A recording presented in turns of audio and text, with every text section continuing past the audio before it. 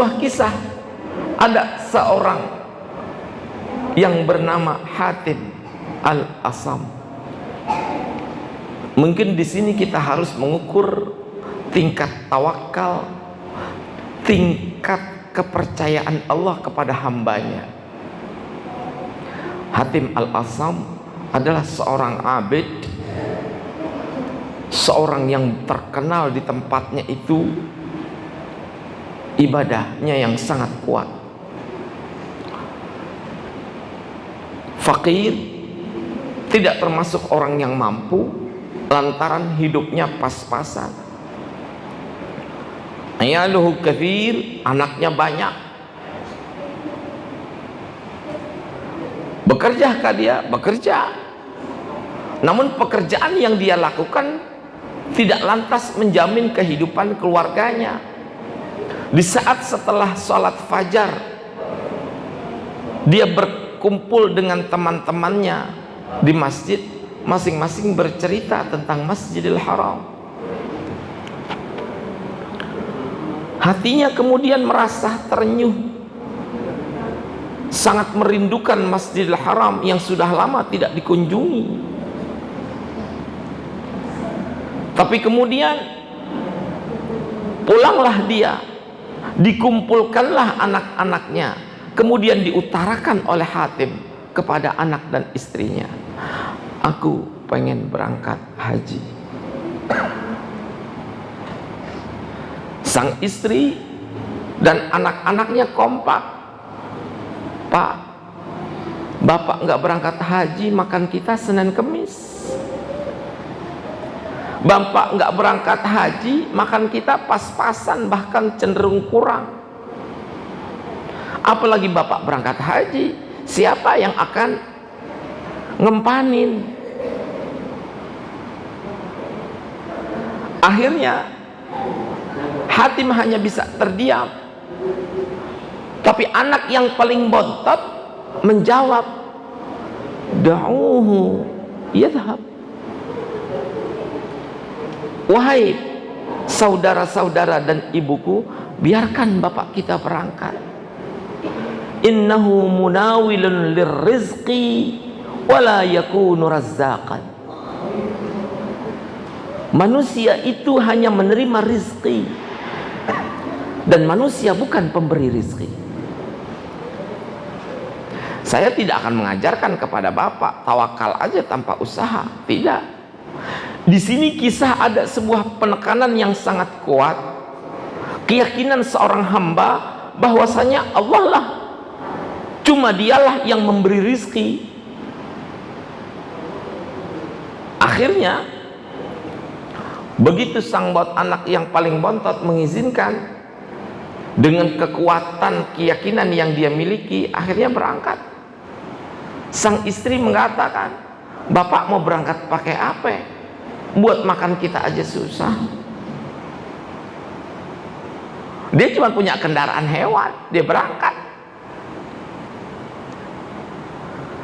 Yang akan saya tekankan, ini adalah keyakinan bagi seorang muslim. Sesungguhnya hasbunallah wa ni'mal wakil, hanya kepada Allah kita bersandar, dan dialah yang akan mengatur urusan. Wa may yatawakkal 'alallahi fahuwa hasbuh. Barang siapa yang bertawakal penuh kepada Allah, Allah akan cukupin dirinya. Berangkat, pokoknya udah nggak mikirin lagi anak mau gimana. Dengan rasa yakin penuh bahwasanya semuanya adalah Allah yang akan atur. Ini kalau kita berbicara masalah ini, walah Ustaz, nggak bisa itu dipraktekin gitu ya, nggak semua orang bisa. Yang ingin saya dorong adalah spirit keyakinan kita. Apakah yakin kita total atau masih belum gitu loh. Begitu berangkat, perjalanan yang cukup panjang, tak satu gandum pun yang ditinggalkan oleh Hatim Al-Asam untuk keluarganya. Yang ada cuman air putih.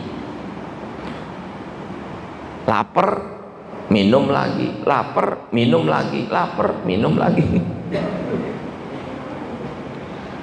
Jadi keluarganya dididik oleh Hatim Al-Asam, jangan suka bergantung sama orang, tapi bergantunglah kepada Allah.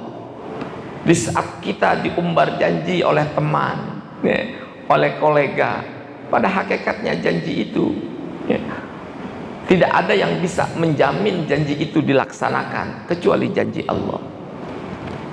Semalaman itu satu keluarga lapar, sampai kemudian esok harinya tanpa disangka-sangka Allah mengatur segalanya. Datanglah gubernur tempatnya Hatim Al-Asam dalam keadaan berburu.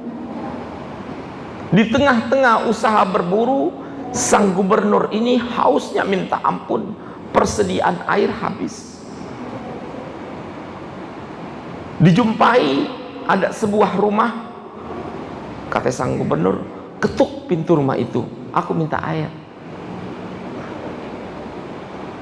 Diketuk, kaget bukan kepalang, sang ibu melihat seorang gubernur mendatangi rumahnya. Wahai pemilik rumah, izinkan aku minta air minum, aku haus. Diberikanlah air itu dalam gelas yang sangat baru. Begitu ditegakkan air itu, sang gubernur bilang, ini rumah pejabat ya, katanya. Ini rumah orang yang memiliki, karena kenapa? Di tempat itu tidak semua air yang didapat kecuali hanya orang-orang tertentu untuk bisa mendapatkan air yang sangat bagus. Nggak sembarang orang saat itu punya air yang terasa. Makanya kata gubernur, ini air rasanya beda. Yang ditanya siapa? Ini rumah siapa? Adakah pemilik rumah ini memiliki sesuatu yang berbeda sehingga dia mampu mendatangkan air yang berbeda? Karena kenapa? Di setiap rumah yang dimana di situ Allah berkahi, maka apapun yang ada di rumah itu semuanya melahirkan keberkahan. Siapapun yang sering berdoa, siapapun yang jadikan rumahnya tempat salat dan membaca Al-Quran dalam kesehariannya, semuanya itu Allah berikan keberkahan. Lantaran kenapa? Para malaikat di dalamnya terus menetap. Akhirnya sang pegawai tangan kanannya bilang, wahai gubernur, ini rumahnya seorang saleh yang bernama Asim Al-Asam. Al-Asam itu ya, yang nggak mendengar, tapi itu gelar ya. Oh Hatim, ya aku dengar dia adalah seorang yang ibadahnya kuat. Wahai gubernur, ini kata wazirnya, dia kemarin berangkat haji, nggak punya modal apa-apa, ditinggalin keluarganya dalam keadaan lapar. Oh, kalau kayak gitu, sebagai ungkapan syukur lantaran istrinya Hatim ini telah membawakan air, nih aku kasih hadiah duit. Dia bilang akhirnya gubernur ini, wahai para pembantu aku, kan kalau gubernur jalan itu kan rendengannya banyak, tentara-tentaranya, polisi-polisinya. Man ahabbani falyakdzif mantiqatahu. Barang siapa yang mencintai aku, sisihkan. Ya, jadi ada yang meriwayatkan itu uang, ada yang meriwayatkan itu cendera mata yang begitu sangat bernilai. Lemparkan cendera kalian kepada rumah ini. Semuanya ya. Karena cendera mata begitu banyak, kata si wazirnya ini tangan kanannya, nanti kami tukar setiap cendera itu dengan mata uang dinar emas dalam satu kantong. Tukar jadi kayak mendadak. Akhirnya sang istri, ya Allah, baru semalam kelaparan, sekarang beda cuma sehari, jadi kayak mendadak. Semuanya akhirnya cuma terbelalak begitu. Gimana sih orang yang habis ketiban rizki mendadak? Akhirnya yang bingung adalah anak bontotnya. Di saat ibunya dapat harta yang begitu sangat banyak mendadak, si anak justru menangis. Saudara-saudaranya juga bingung. Hei, kamu dapat duit bukannya girang? Bukan begitu, wahai saudara-saudaraku. Belum lama aku diketawain. Belum lama tetangga-tetangga kita menghina. Lantaran kenapa? Kalian punya bapak nggak punya pikiran. Kalian punya bapak nggak pernah mikirin keluarga. Berangkat aja tanpa ninggalin rezeki.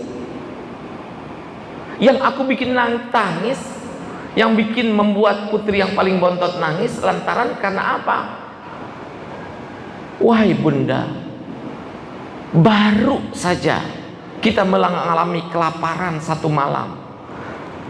Satu makhluk manusia yang melihat, yaitu gubernur. Kita udah kayak begini, apalagi kalau yang melihat itu adalah Sang Maha Pencipta jagat raya. Kalau satu aja kita dilihat oleh gubernur kemudian kita jadi kaya, apalagi kalau yang melihatnya itu adalah Allah Subhanahu wa Ta'ala.